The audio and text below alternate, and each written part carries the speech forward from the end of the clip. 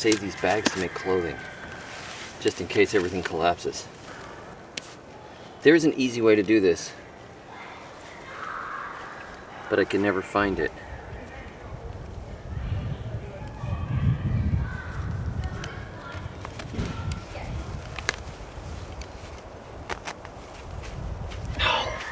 There goes the hem of that dress.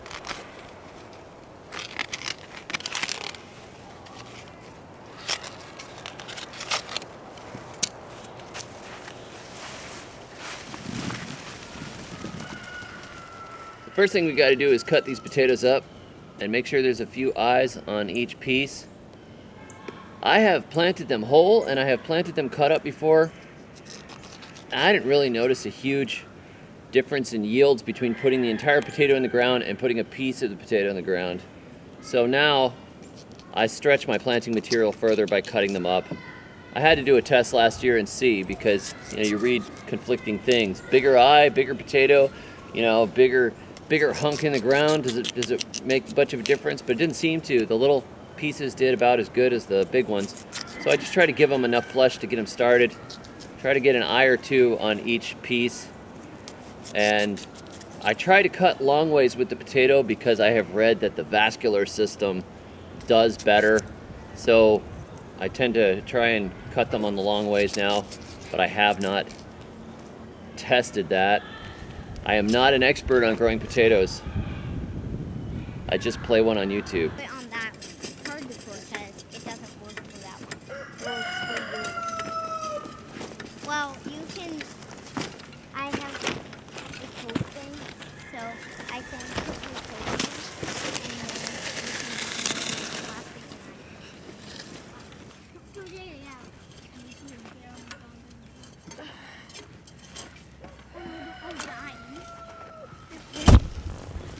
Sorry. So a couple of my sons are putting the rows in right now, marking them off. I like those 3-foot wide rows. And we'll give the potatoes a good 1.5 feet in between each other in the rows. One of the things we really lack is humus. And so we've got our compost piles that we piled up through the end of last year, which we can now sift through and get the compost down into the rows. Because without organic matter, those potatoes are not going to be very happy. And so we've got to get a lot of them for all of these potatoes. A lot of compost that we can at least put around the root zone, even if the rest of the ground is not amazing. At least they'll have some fertility and exchange capacity in the soil around them. You can see this looks pretty good. This is mostly the sorghum Sudan that we grew and chopped here, along with the ends of tomatoes and all kinds of other crops. Everything that was extra, that was garden waste, got thrown into this pile. It was just a big loose pile, and now we have this beautiful compost.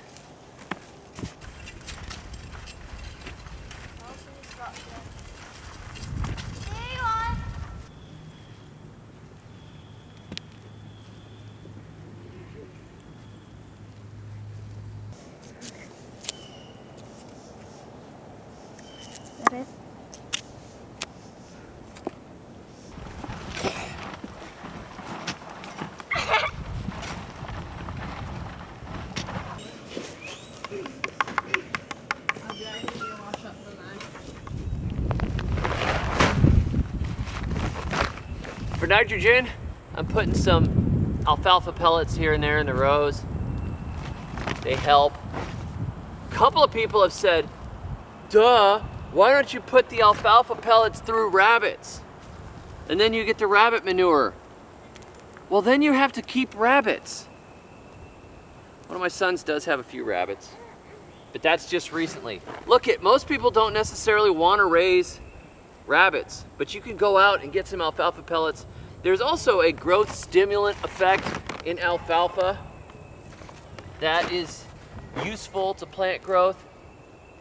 So yes, it's always that, what is the ideal way to do things? Wow, you've got this nutrient cycle, you're gonna feed the rabbits, and then you'll get, rabbit eggs and rabbit milk and all that stuff.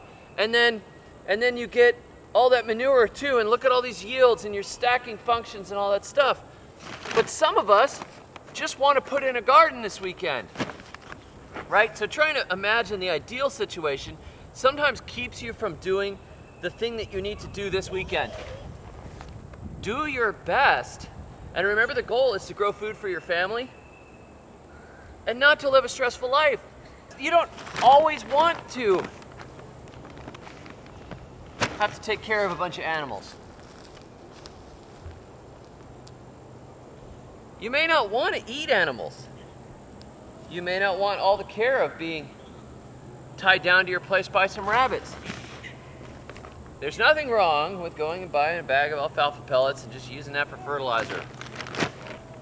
Obviously, because that's what I do.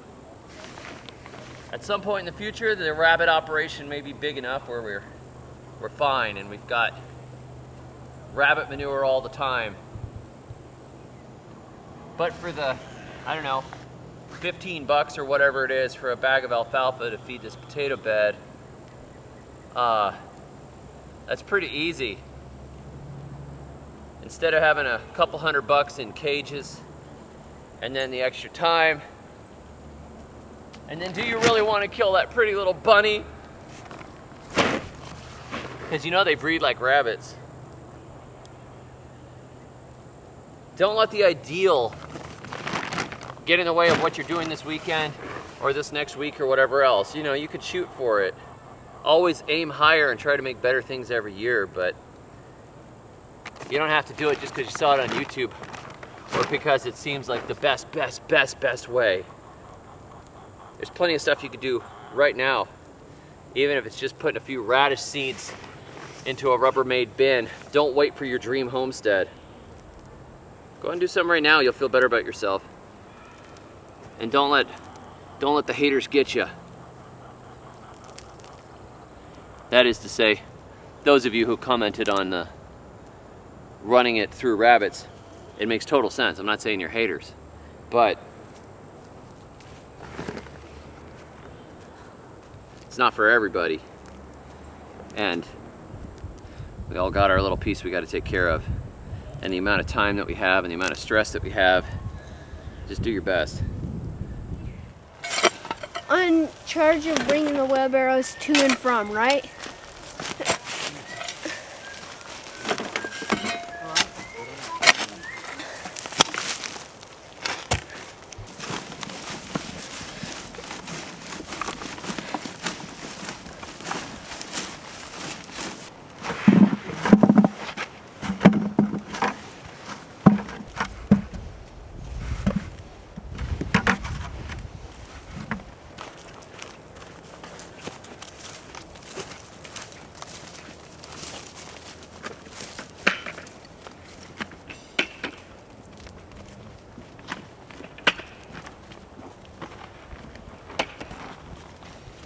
Who wants to plant potatoes? According to the Farmer's Almanac, today is a propitious day to plant root crops. There were a couple of other propitious days according to the lunar cycle, but they've already passed and this was the closest we could get, so we're going with it. I've never really experimented much with planting by the moon, but apparently the gurus, the mystics, the augurs at the Farmer's Almanac say that this is the day to do it, so we're just going to do that. But secondarily, this is an auspicious day to plant potatoes because I have a huge amount of labor available. My sister is here with her 7 kids, and of course I have 10. So we have 17 children assisting. Some are more assisting than others, but this is a great day. Now on the sort of chaos end of the spectrum, we also got a puppy. We are going to plant potatoes, and I have spacer sticks. These are about 1.5 feet long, and I made a bunch of them. And so this will give you an idea about how far you need to plant each piece. So we're gonna plant them down the rows.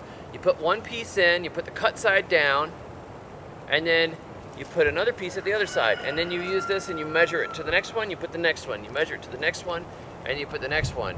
And I think with how much labor we have, we could probably plant this entire bed in about 2 minutes. So what do you got here? See what John Eric is doing? You just go right down the row and you drop the next one. That's it, that's it. Keep dropping it. I only have to use this one. Put yours, put one right here. Down. And then we go about the same. See how they have it? You see how they have it? You can match somebody else's row. Okay. You can match the row. That's okay. Go down the next one. You see how the ones are on the other side? That's perfect. Okay. The dog stole a potato! The dog stole a potato! Go plant it! Go to another row. And keep measuring. If you finish your row. Watch out! On guard! The potato! No! Hey! No! No! What are you doing? Come on. It's not yours. What did she do? To not get in there. I don't want to get in there. Wedgewood? No, Wedgewood missed out. Yeah, he's coming back and doing them. What we're going to do is we're going to pull from this side. So you guys stand on this side, and you pull them, and then when we get to the next row, you're going to go like this and pull the next row over. Okay. So the rows are going the same way. You just go like this. Can I do it with my hands? Fill it in like this. Can I do it with my hands? And you can push this row back. Yeah, you can. You can push this row back like Trump, that. you stay on the top a little row bit. and let Elijah go on the. So you're mostly pulling it from that side, but you're going to just go over and now they're all underneath. Well, she's checking posing now. What? Put them all the same? Look, she's planting.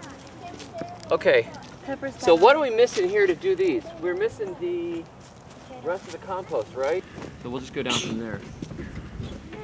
John Eric, did this row have potatoes, didn't it? Yeah, I covered them up. We've got 4 rows to plant right here. And we're going to start, wait a second, we're going to start at the same spot. So they'll all start right here. They'll all start right there. So you guys have equal rows. Here's one of the sticks too, right? And then, you got your measurers? You're going to measure, Posey, measure. and one kid's the measurer, one kid's the dropper. So we're going to race from here to the end of the rows. These are equal rows. There is a trench at the end that ends that row. Each team has a measuring stick and a bucket of potatoes. Yes, yep. And 2 people per team. Okay, whoever races and gets all the way to the end is the potato king or queen, and all the eyes will be on you.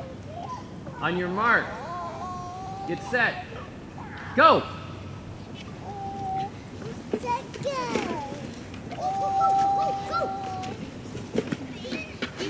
Go! Take the stick! So you... Is it fine?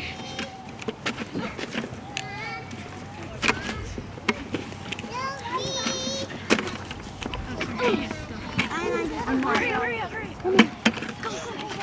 Daisy and Jess! I bet we finished. John Eric and Ezekiel. Good job. Well, the Okay, so you two get to wear the potato sack the rest of the day. Good job. Congratulations. Did it. Be sure to enjoy our home game. You can take some potatoes home with you. Potatoes have to be covered completely, and don't go kicking them out of the rows or anything crazy. On your mark, get set, go!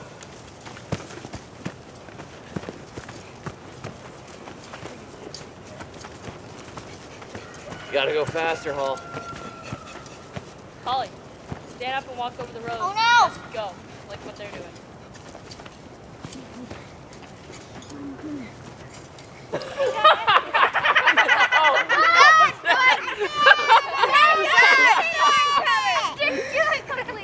Who get it first? We got it. Okay, you guys see John Eric?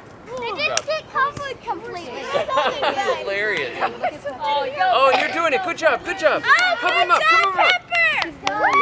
good job, Peps. What is she doing? That was probably the most fun we ever had planting potatoes. It's really simple. You just make your trenches. We tilled this area this last week, so it was all fluffy already. And you saw we used the row marker to mark out the 3-foot spacing. I like that. It's not irrigated, so that wider spacing helps a lot. And then we took that new potato plow. It's got that cool plow on it, and my son put that pink kid's bicycle wheel on the front to replace the wheel that was broken. And then that plow, we dug it a little deeper, put a little compost that we had made over the last season in there, put some alfalfa pellets in there to feed it, put all of our seed, which we cut up so there's an eye or two, hopefully 2 eyes on each one, and we put them down the rows, spaced it about 1.5 foot, and then we cover them over. And once they start growing, all we've got to do is just mound up from the loose soil in between, and they'll end up mounded like this by the end of the season.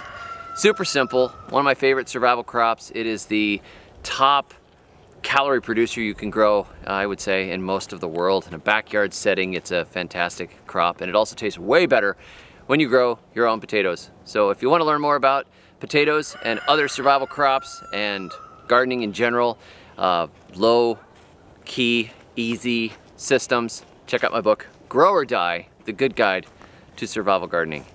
And until next time, may your thumbs always be green.